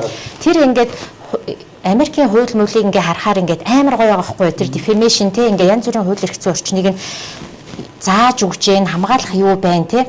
Тэгээд тэр хууль нь бүр ингээ яагаад ч сэтгүүлчийн эсрэг төрийн өндөр албан тушаалтан хэрэг үүсгэхтэй гомдол гаргах ямар ч боломжгүй хууль байхгүй. Сэтгүүлчийг тэгж хамгаалсан хууль байгаа байхгүй тий. Өндөр албан тушаалтнууд бол хариуцлагатай байх ёстой тий. Та нарын хүмүүс юу ч гэж хэлж болно тий. Та нар өөрсдөө хариуцлагатай ил тод байгаад энэ болгоныг давж гаргана тий. Ингээд тийм юу байгаа байхгүй юу. Гэтэл манад яаж байгаа вэ гэхээр өндөр албан тушаалтнуудыг хамгаалдаг. Өөрөө гомдсон шүү дээ. Сэтгүүлч болон одоо тэр юу гэдэг юм активист юу гэдгийг тийм тэр хүмүүсийг болохоор дарамталдаг. Энэс үүдээс ингээд хүмүүс ингээд өөрийн цензур гэдэг чинь хамгийн аюултай цензур байхгүй юу? Одоо би өөрийгөө ингээд би болио тий. Тэгээ би ингээд байгууллагатайгаа ингээд ярьж байгаа байхгүй. За тэгдгийн байж тий Америкт. Гэхдээ би Америкт ажиллаагүй. Би Монголд ажиллаж байна тий. Би одоо яг энэ өнрөөг бариад аваад тий. Тэгээд яг ингээ хүмүүс ингээ айгүйх сони юм ярьдаг байхгүй өнрөө ёс зүйтэй ёс зүйгүй би дандаа юу гэж хэлдэг вэ энэ дараагийн асуудал тий хууль хүн болгоны өмнө ижил тэгш хэрэгжиж чадчихэв үү тий ямар нэгэн төрийн нууц гэдэг юмар хүнийг ингээд хаалттай байдлаар тий өмгөөлөгчийн ч оролцоо бүрт хязгаарлаад ингэн гэдэг бол аимшигтай юм баггүй юу гэтэл бид нэр энэ дээр хамгийн түрүүнд ингэж зогсох ёстой тий тэгээ ингээд харамслан бид нар мэдээлж олж чадаагүй тий ингээд хүмүүс ингээд хуульчид хүмүүс ялангуяа гадны ингээд хуульчид те ингээд хууль ойлгодог хүмүүс ингээд хараад инээд нь хүрээд те яагаад төрийн нууцыг задлсан хүн биш төрийн нууцыг хадгалж ийснаа уурч мдээгүй тэг хамгийн гол нь тэрийг олон нийтэд ч гаргаагүй те бүтээл гаргаагүй сэтгүүлч ингэж байгаа юм бэ гэдгийг ингээд хүн логикоор ингээд би ингээд тайлбарлахаа ойлгож чадахгүй байгаа хгүй хүмүүс ингээд робот эргэж байна. Бидний одоо хэвлэл мэдээллийн хууль эрх зүйн орчны тухай ярих зайлшгүй хөндөгдөг асуудал гараад ирдэг байхгүй. Бидэрт өнөөдөр тийм эрх зүйн орчин бидэрт алга ба шүү дээ. Одоо тэр 98 оны ганц хуулиар л явж байна. Одоо тэгээ өнөөдөр тэр алтан гэрэлмэрл айгүй мундаг хууль зүйн сайд гэдэг нэг залуу ба шүү дээ. Тэр нөхөр одоо айгүй мундаг хууль санаачилж оруулж ийн гэж сая дулам орлоо маань надад сая тийм мэдээ дуулгалаа. Сайн хоёр дахь удаа урагш үдэл гараад сайн хууль хийж байгаа сайн л байна. Одоо тэгээд нэр яг тийм байгаа байхгүй. Одоо сая Мөнхбаатар сэтгүүлчийн тэр хэлж штэ. Өнөөдөр яг тийм байгаа байхгүй. Нийт албан тушаалт ингээ одоо төрийн албан агчтай штэ. Одоо яа харахгүй өнөөдөр болохгүй байгаа зүйлийг хүндхөөр тэд нар нэр төр талдаа гэж үзээд байдаг байхгүй юу? Хов хүн шиг хандаад. Тэр хов хүн шиг нийт албан тушаалт байна. Энэ өөрөө маш том тайг байхгүй юу? Тэр нөгөө хүмүүсийн хууль зүйн сургуулийн багш Бат Оршихтай би саяхан бас ярилцсан. Тэгээд өмнө нэг илтгэлийг нь сонссон. Тэгээд яг энэ эрүүгийн хуулийн 13-14-ийг яаж ашиглаж байна вэ гэдэг дээр судалгаа хийсэн юм байлээ. Тэгээд одоо бидний сайн мэдж байгаа нөгөө мем хийгээл 450 мянгаар торгуулсан тий.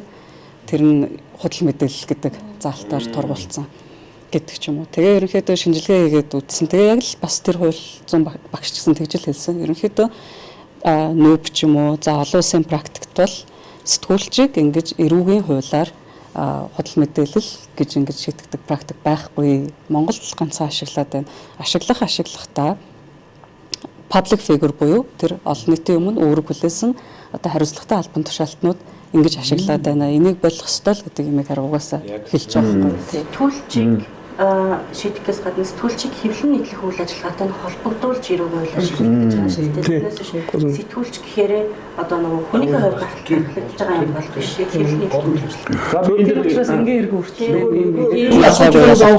Энд хариус манай хоёр бас шүүмжлэлд ингээ шүүмжлээд байгаа шүү дээ баримтаар. Тэгэхээр бусад улс орнуудад одоо яг кейс нь ямар вэ? Манайх шүүмжлэлээ гомдлоо тэр хууль руу явлаа. Тэгээд торгууллаа. Яг аз болж гэх юм уу одоо эн чинь анх энэ 13-14-оор оруулахад бид бас бөө юм болж иж 20 ялыг авахулсан шүү дээ. 20 ялтаа орж ирж байсан шүү дээ. Тэгээд тий одоо бол зорчхор хязгаарлалт торох хоёр тал байна. Гэхдээ шүүмжилснийхэн төлөөш гүтгээгүй доромжлог яг тэрийг одоо яг 2-3 шатнаар прокурор гянаад загдаа мөрдөө шүүхтэр очоод харьцангуй цөөн. Гэхдээ шүүмжилснийхэн төлөө буруу зүг байна гэдгийг баримттай гаргасныхын төлөө бусад улс орнд яадаг юм бэ гэсэн асуулт манай хэд бас үзэгчд өгөл гэсэн асуулт. Сая энд бол хариулсан. Манай мөнгө чимээр хариулсан. Тэгээ санаасны хариулт бусад улс орнд хариулт байхгүй хэвлэн нийтлэхтэй. Тэгээ сая хэлж шээ. Бусад улс орнд гэхээр айгуу багын хариулж нөө хаашаа бусад улс орнд гэдгийг хаашаа харах вэ гэдгээ те одоо жишээлбэл хулан нэгдсэн үндэсний байгууллага жишээ авч байгаа ч айгуу тийм юм нийтээр хүлээн зөвшөөрөгдсөн стандарт гэж байна. Бид нар тийм Европ холбооч юм уу? Олон улсын жишээ гэснээр Сингапурыг бид нар бас ярьж жишээ болохгүй. Додод улсын ярьж байгаа. Ямар улсыг харах вэ гэдэг. Одоо бидний чинь тойрог дэлхийн хүн амын 80% одоо хаалттай одоо засаглалт ор гэх юм уу хагас нээлттэй болон авторитар нийгэм амьдарч шүү дээ. Тэгэхээр хаанаас олон улсаас харах вэ гэдгийг айгүй болгоомжтой байхгүй бол бидний нөгөө нэг хэвлэлийн эрхчлөөний тухай хуулийн хэрэгцээ шаардлагын судалгаан дээр бас жишээ авсан орнууд донд яагаад энэ улсыг сонгочвоо гэж харамсмаар улсууд бас байсан учраас заавал Танаас жишээ аваад байна. Одоо яг юутай холбоотой сая мөнгө чимэг бол хэллээ шүү дээ. Одоо жишээлбэл Америкийн жишээн дээр авч шүү дээ. Яагаад сэтгүүлчийг буруутгаж тийм боломжийг гаргадаг тийм байд юм аа. Тэгээ түрүү ярьж байна. Хувь сэтгүүлч рүү редакц одоо хамаг хариуцлага тогтчдөг гэж шүү дээ. Гэтэл тийм байгаагүй лээ шүү дээ. Нэг хэсэг одоо нэг 20 жилийн өмнө бол редакц сэтгүүлчийнхаа бичснийхэн төлөө сэтгүүлчээ ялт тулгадгүй байлаа, байрж өгдөггүй байлаа, хамгаалдаг байлаа. Одоо бид нар энэ эрхчлөөс энэ юмнаас амар ухарцсан байгаа байхгүй. Сая өнрөөг нэг буруутгамааргүй байна. Тэр нэг үнийг буруутгамааргүй байна. Мэдээж алдаа гаргасан зүйл альж юмд байдаг шүү дээ. Гэхдээ одоо сая хэлж шүү дээ. Одоо нэг хиний Мариагийн номон дээр байсан шүү дээ. Яг тэн дээр гарч байгаа үйл явдлууд өнөөдөр нийгэм татагдж байгаа байхгүй. Одоо өнөөдөр болж байгаа ийм кейс бол хизээ сар бид нар дээр хизээж ирэхэд яг үнэ маргаашгүй бэлэн болцсон байгаа байхгүй юу. Тэгээ өнөөдөр жишээлбэл Монгол бол ардчлалын хамгийн сонгодог Аз дахь баг гол зүрх нь бамарна гэж манай эрх хэрэгчнэр өөрсдөө яриад байдаг шүү дээ.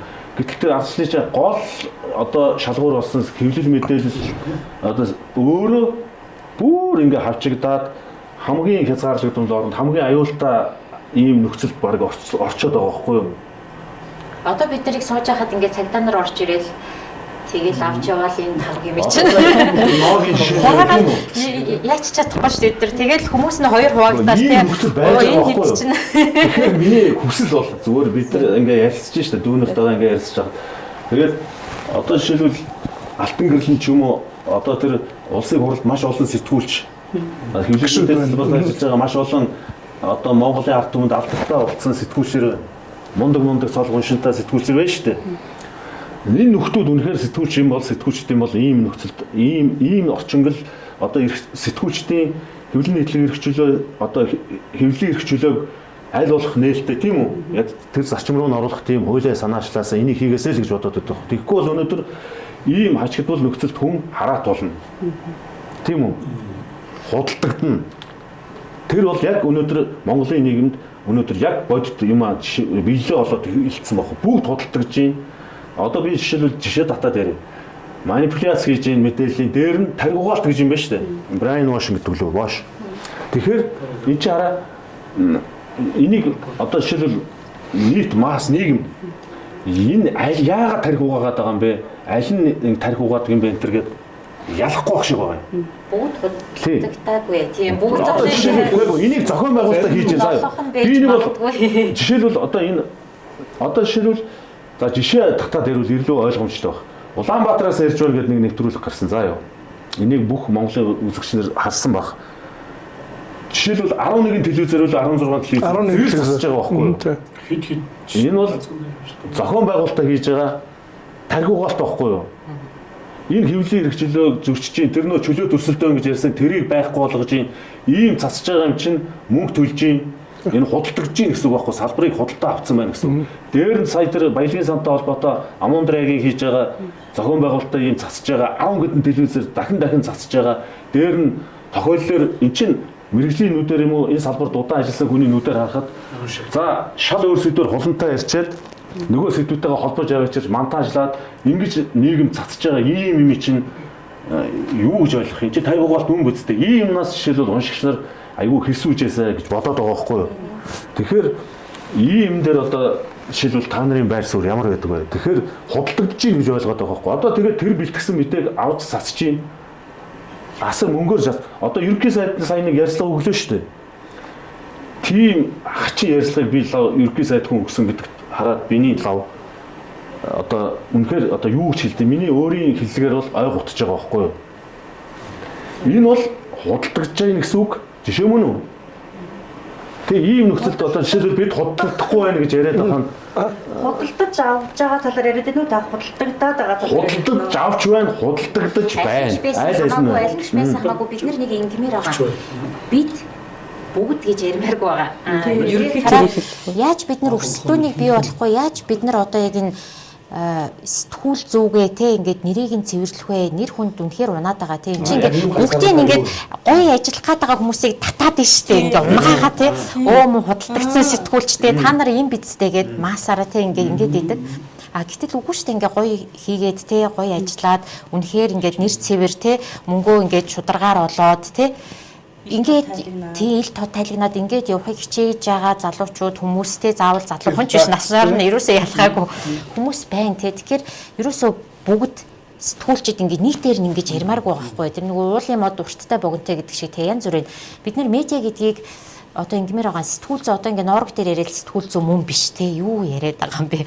Би өөрөө яг уу бас ингээд ер нь уламжлалт те сэтгүүл зүйд ер нь сониноор явсан одоо ч гэсэндээ хвчлээ одоо текст журнализм гэж ярьдаг те ингээ бичгээр ингээ явдаг. Ер нь бол уламжлалт те ингээ сэтгүүлч тэрүүгээрээ илүү их жишээ татах гээд байдаг. Гэхдээ сэтгүүл зүй гэдэг чинь ноорогч байна уу те контентоо үйлдвэрлээд баримттай мэдээлэлээ те олон нийтэд мэдээлэл өгөөд тэрнийхээ төлөө хариуцлага тодорхой хэмжээнд хүлээчдэг те үнэн бодит байдалд нь эзэнтэй юм байх юм бол нэг хүн байна уу те 10 залуу байна уу сэтгүүл зүй бол мөн те ингээд ийм юун дээр ийм ямар ч байсан ингээд ийм сэтгүүл зүй бол яг энэ те бид нар бол ийм энэ хүнийг сэтгүүлч гинч гэдэг юм уу те нэг тэгэнгүүтээ ингээд нэг нэлен хүүдэн ингэж яриад байх хандлагаасаа бид нар жоохон татгалзмаар байгаа байхгүй юу. Янз бүрийн бизнес модельүүд байдаг гэдгийг бид нар ойлгомоор байна. Тэгжээж зөвхөн реклама те ингээд яг энэ нэг юм уламжлалт ийм хайрцагнаасаа гараад сэтгүүл зүй гэхээр за ингээд нэг юм мэдээ бичин те тэгэнгүүтээ өдөр тутмын үйл явдлыг мэдээлнэ тэгээд нэг реклам олж авна тэрнийхээ орлогоос ингэн хаалтын гэрээгээ байгуулна те одоо реклама олохын тулд төөрхийн амтд яагаад гэвэл энэ рекламны зах зээл чинь бас жижиг шүү дээ. Эннээсээ гарч иж за бид нар нэг ивент хийгээд мөнгө олж болох юм байна те эсвэл үйлчлэгээ үзүүлээд мөнгө олчиж болох юм байна.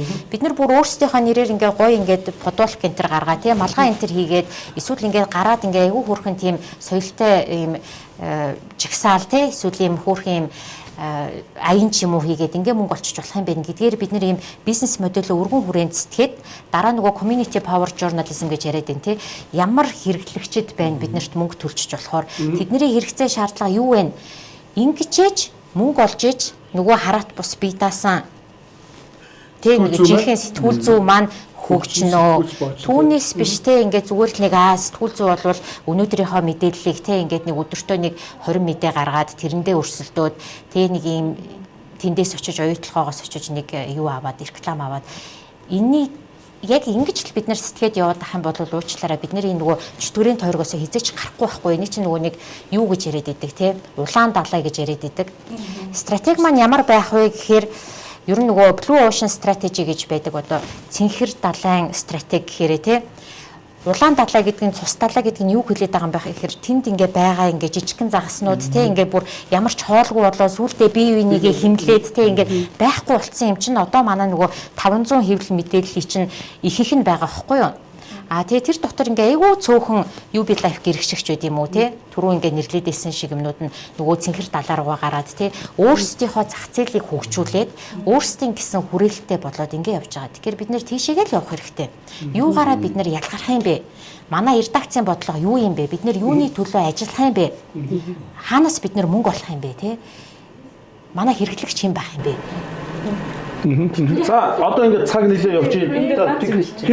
Та сая хэлж байна. Бас нөгөө нийтээр нь тэгээ худалдсан гэ. Би яг өөрөө Тэнгэр телевизэд хамаарал бүхий байсан. Гэхдээ сүүлийн ингээд жил гаруй бол бодлогот байхгүй хамааралгүй байгаа учраас тэгэж битгий бодороо би Тэнгэр телевизийн өмнөөс яриаггүй шүү.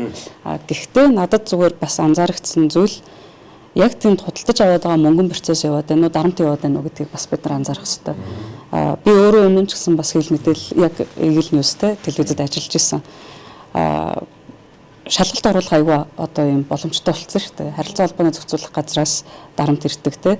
Тэр чинь маш олон шаардлагууд байдаг. Өргөн нэвтрүүлгийн телевизүүдэд татварын газраас нийгмийн даатгалаас дансаа хаалгаж ирсэн шүү дээ. Нэг өдөр нийгмийн даатгалын газрын тухай бичсэн шууд дансыг хааж исэн тохиолдлыг би өөрөө тэнднүүдээр үзсэн те гэдэг ч юм уу. Тэгэхээр ийм цензур дарамтаас байгаа. Тэгэхээр бид нар хэвлэл мэдээлэл маань худалдагдаад байгаа юм уу, дарамтанд ороод байгаа юм уу, цензурт өртөөд байгаа юм уу мэдэхгүй байгаа байхгүй.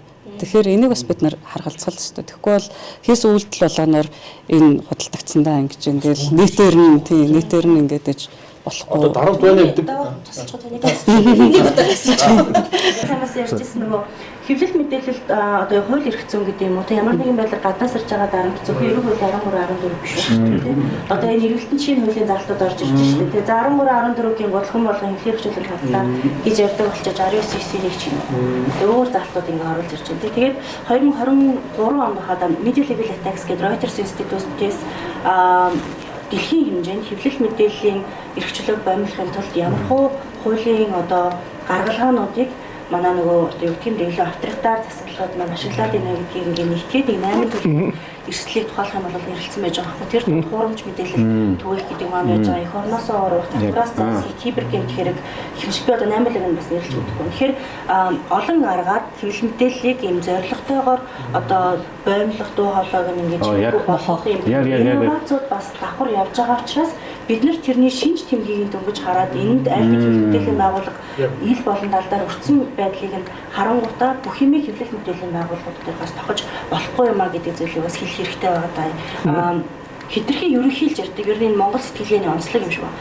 Бүгдээрээ тийм ерөөсөө л юм болчлоо гэдэг. Гэтэл бидний одоо амьдарч байгаа нь орчин чинь айгүй тийм саарл орчин байгаа байхгүй. Цагаан гэж хэлэх боломжгүй, хар гэж хэлэх боломжгүй. Яаж одоо ингэ ус тосоо ялгаад гоё явах вэ гэдэг. Тэгээ нөө сайн жишээнүүд сайд урдагдаж штэ. Тэгээ одоо ийм тохиолдолд тэгвэл яаж амьдрах юм бэ гэдэг.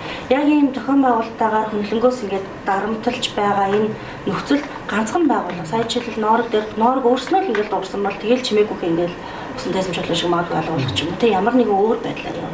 Олуулаа ингэж дуурсан учраас магадгүй өчигдөр нэг файлуудаа авсан сургууль лээ тэ. Тэгэхээр ганцаараа байх юм бол уусаа энэ хэцүү байхгүй. Тэгэхээр саяны дээр цэнхэр тэнгис гэдэг шиг ингээ бие бинийгээ дэмжих хамтдаа нийлээ зах зээлийнхээ ийм байгаа байдлыг ингээд нэмэгдүүлэх гээд тэ. Тэгээд нөгөө ямар гарц гадалгаа байна вэ гэжсэн дээр Craig Newmark University гэдэг байдгийг нэг одоо сэтгүүл зүйн бүтээгдэхүүнийг илүү эсвэл бизнес загварыг ингээд нэвтрүүлэх чиглэлээр богино хугацааны 3-аас 6 сарын хөтөлбөр хэрэгжүүлдэг. Тэгээд тэр байгууллагаас дэлхийн нийтээр хэвлэл мэдээллийн байгууллагууд ингээд орлого олж болж байгаа 13 бүлгийн 231 одоо ажлыг жишээлбэл тодорхойлцсон. Тэгээд тэрнийг нэг юм санахын дээр хэлээс болцсон болно. Би бас 13-ыг нэг одоо цээжээр цаатаж байсан мэдэхгүй. Тухайлх юм бол уншигчийн орлого гэлтэхэд дотроо ахаад нэг 10-д төрөл ингэ задарж байгаа жишээ. Тэ тэр донд хулингийн ярьж байгаа community driven media membership feature гэх юм уу те. Нэг ингээд яатсан. Тэгэхээр нөгөө нэг судалгаа хийгээ харахаар Монголын нэг 106 мөлөд хэвлэл мэдээллийн байгууллагуудыг хамруулад ингээд өнгөрсөн жилээс судалгаагаар болохоор манай Монголд ерөнхийдөө нэг 4-5 төрлийн түгээмэл орлогын хөөсөр ашиглагдаж байна. Төрийн байгууллагын хувийн хвшилтын хамтран ажиллах гэрээ те нэг удаагийн контентын борлуулалт тэгээд спонсоршип ивент төглөө. Тэгээд ивент гэдэг одоо юм тоологдох бусад гэдэг англиас арай нэг өөр тоологдох үст дээр ивент орж ирсэн байх жишээний гэтэл цааталт нь бол 230 төрлийн орлогын их усэр байж болох юм байна. Тэгээ үндсэндээ бол хэвлэл мэдээллийн салбарын хөгжил цаашаа хаашаа явах ёстой гэж харж байна вэ гэхээр илүү нөгөө нэг юм яг л юм тодорхой хотол зомд нэг хэрэгцээг ингээ бүрэн хангах үз хэмжээний тийм community-ийн тийм цэтрүү хүрээлэл гэдэг үг чинь амар онцон орчуул юм шүү. Хариу дүнэгдэхгүй. Орчуул бидэхгүй байл да community буюу хүрээлэл гэдэгсэн болохоор Хүү радио гэж community радио Хүү радио гэж орчуулсан байдаг шүү дээ. Тэр үгийнх нь харахаар уг нь гоё юм билээ. Ямар радио гэж орчуулсан гэнэ? Хүү. Тэгэхээр одоо тийм community driven media гэхээр тэгш хүүийн төлөөх одоо медиа ч гэдэг юм уу те мэдхгүй. Тэгэхээр энэ бууж өгөхгүй байхгүй юу гэдэг. Гэхдээ уг нь бол нөгөө хүү гэдэг юу нь бол их зөвл юм байл л те. Тэгээд яг тэр community-д одоо тусгаалan үйлчилдэг тийм ийм хэвлэл мэдээллийн байгууллагуудыг Монгол улсын кейс дээр хэрэгтэй байна гэдгийг 2022 онд Splice Media бас яг Монгол дээр хэвлэл мэдээллийн салбарын аудит хийгээд тэгээд танаа Монгол улс ч юм бол ингээд одоо өөрийн гэсэн онцгой хэлээр ярьдаг тийм гадагшаа шууд хэвлэл мэдээллийн одоо бүтээгдэхүүний экспортлох боломж харьцангуй бага гэдэг ч юм уу. Тэгээд одоо ингээд нийтлэлийн бодлогуудыг ингээд бүтээнгээс асуухаар одоо юу гэдэг дэлхийн бүх монголоор ярьдаг дэлхийн Монголд хуурахт ингэж хэлэх нь холгүй байдаг шүү дээ. Ер нь бол хамгийн том орн тий. Тэгэхээр тийхгүйгээр одоо илүү hyper local буюу магадгүй нэг дүүргийн, нэг аймгийн, нэг сумын хэмжээний байдаг ч юм уу. Эсвэл магадгүй нэг хотгоо хорооллын хэмжээнд мэдээлэл хийж болдог байхгүй. Газар зүйн байршлал, эсвэл сонирхлын бүлгээр, эсвэл насны бүлгээр гэдэг ч юм уу. Тэгэхээр нөгөө community маань янз бүрийн байдлаар ингэ хуваагдаж болж байгаа. Тэгэхээр ийм өргөн хүрээнд байх нэ. Тэгээд ингэж ярихаар тэгээ наач сэтгүүл зүйн юм гэж ярих гэдэг. байдаг. Одоо жишээлбэл миний хүсдэг одоо уншигч хэрэглэгчийн хувьд ажил эрхэлдэг одоо залуу ээжүүдэд зориулсан те яаж амьдрал ажиллагаа ингээд тэмцэрчүүлээд явах юм гой боломж юмнуудыг надад хэлдэг юм медиа байдаг болоосаа гэж би боддог байхгүй. Тийм үү наач сэтгүүл зүг тийгээч. Тийм үү наач сэтгүүл зүг биш штэ гэж бас ярих гэдэг. Сэтгүүл зүг гэхээр шүүмжлэх биш те ингээд яг газар дээр очил юм ухаал ингээл явхаар л сэтгүүл зөвлөж байгаа юм шиг ингээд андуурах гэдэг. Тэгэхээр jobs to be done гэдэг бас нэг онол байгаа даа. Одоо хийх ёстой ажил гэж амар махалж орчуулах юм аа шин тий. Тэр нь болохоор таны уншигч өнөөдөр ямар асуудалтай тулгамдж чинь ямар ажлыг хиймээр байна. Тэрийг нь таны өгж байгаа мэдээлэл хангаж чадж байгаа бол та сэтгүүл зөв мөн гэж бас нэг үзэж байгаа. Урсгал. Тэрийг зүгээр энэ контентийн хүрээнд media insiders-ийн хүрээнд бас хуваалцаж байна. За ингээд хамгийн гол нь цаг нэлээд очлаа. Тэгэхээр энэ сэдв маань яг үнний эхлээд бид нар яг одоо халаад улам гоё болох шинжтэй болохоор цаг хугацаанд авч чадаад байна. Тэгээд энэ сэдв маань цаашаа үргэлжлээд media insiders гэдэг маань гол нэрийн маань утга учирыг бид дараа нь яг одоо гоё авторуудаа сэтгүүлчтэй авчираад ураад энэ үргэлжлүүлэх юм байна. Жишээлбэл энэ маань бүр дотроо задар нарийн орно. Тэгээ мэрэгжлийн сэтгүүл зүйн одоо мэрэгжлийн ур чадвар, сэтгүүлчийн ур чадвар, тэгээд этик тийм үү? Ёс зүй. За тэгэл ингээд эрх зүй орчин ингээд задраа явуучих. Сэдв болгон маань өөр цаг их шаардна. Тэгээд ерөн зүгээр сая дулам орлоо сэтгүүлчийн нэг үг миний дотрыг яг ингээд майд завдан цагаас майж байгаа шиг болж байгаа. Бидэрт амар том дарамтууд байна тийм үү? Сая хуланч дурдлаа. Энэ маань өөрөө бид нар өөрсдөө маш тийм хэрсүү өгөөд маш одоо болгоомжтой маш их тийм одоо юу гэдэг амар гоё үг хэлэх юм бол ухаалаг байхгүй бол улам бид нар хумигдаад бид нар өөрсдөө ингээд ийм руу явж гинэ гэдэг ийм би зүйлийг зүгээр хувийнхаа бодлыг зүгээр ингэж хэлчихвэл болох болоо гэж бодож байна. За тэгээд хуландаа дулам орлоодоо мөнгөшөлтэй маш их баярлалаа. Би тэгж нийтлэг бид гэж бас яриаггүй шүү. Яагаад тэгэхээр тийм гоё гэрэл хийгээ байна гэдэг үүднээсээ тэдний жишээ болгож хамгийн гоё тийм жишээ гэрэл одоо жишээлбэл бидний хувьд миний үеийнхэнд ингэж гоё тийм ихтгэл найдварлалын гэрэл болж асж байгаа ийм залуучуудаа ийм гоё өндөр боловсролтой мундаг сэтгүүлчтэй урьж авчирсан. Одоо миний хувьд яг тэгэл хамгийн их одоо тэгэл яригдчих байгаа юм ер нь хамтын ажиллагааг л ярьж байгаа. Тэгээ бид нар 500 одоо хэвлэл мэдээллийн байгууллага байгаа. Тэгэл мэдээж дор дороо завгүй өдрөөр ингээл өөрсдийнхөө үйл ажиллагааг явуулж байгаа. Гэхдээ түрүүний зүгээр бас нэг ярихад тэр дуяагийн ярьсан тэр нөгөө Reuters-ийн тайлан дээр бас нэг ярьсан юм нөгөө хэвлэл мэдээллийг зориуд дотор нь solidarity буюу тэр хамтаж байдлыг нь устгахын тулд одоо устгах ч юм уу өмгөөлөхийн тулд хурамч мэдээлэл хүртэл ингээ явуулдаг болчихсон хаглан бутрахын тулд те. Тэгэхээр ийм юмнаас хүртэл бид нар ингээд хэдүүлээ ангид байхын тулд өөр хоорондоо нээлттэй ярилцдаг гол нь хамтын ажиллагаатай. Тэгээ бүр анх 16 онд Трампыг ч гэсэн нөгөө гарч ирж хахад цагаан ордонд нэг сэтгүүлч асуулт асуусан чинь Трамп чамд хариулахгүй чи муухай гэд. Тэгсэн чинь дараагийн сэтгүүлч яг тэрийг давтаж асуусан. Дараагийнх нь асуусан. Ингээд нэг асуултыг тэгж шинэ хамтын ажиллагаа явуулдаг те. Тэгэхээр ийм байдлаар бид нараас бие бинийгээ дэмжиж ингээд хамтран ажиллах нь л одоо өстө нөгөө энэ хүнд цаг үед цаашаа алхах гарцуулуу гэж бодож байна. Тэгээд хамт ярилцах тэгэхээр ийм платформ бас илүү олон болоосоо гэж бодож би бас өөрөө ч гэсэн анх тэр медиа шоу гэдэг подкастаа эхлүүлж ирсэн.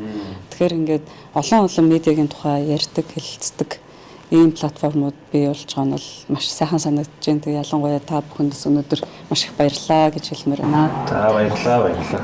Маш их баярлалаа. Тэг. Хамтран ажиллахын хажуугаар бас нөгөө нэг ялгаатай байр суурьдыг хүлээн зөвшөөрдөг байх. Тэрэнд хүлээцтэй хандахаас айгүй чухалах тийм.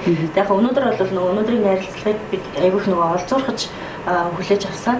Яа тэгэхээр одоо юу гэдэг нэг юм дөнгөж 30 гарч байгаа ч юм уу тийм. Энэ салбарт бас нэг тодорхой хэмжээнд хүлээн зөвшөөрөх гэж салбараараа ингээ хамтдаа бид нар ингээд хэдүүлээ ийшээ харчуулах гоё юм шүү гэдэг иймэрхүү төрлийн ажил хийж байгаа хүний хувьд одоо яг юу гэдгийг сэтгүүлч болохдоо суралцж ийсэн тий хийсэн ажлуудыг нь харж үлгэр дуурайл авч ийсэн хүмүүстэй тодорхой хэмжээнээс хүлээн зөвшөөрөгдөд ингээд суугаад салбарынхаа ирээдүйн хөгжлийн талаар ярьж байгаа бол айгүй бас гоё байгаа даа тий.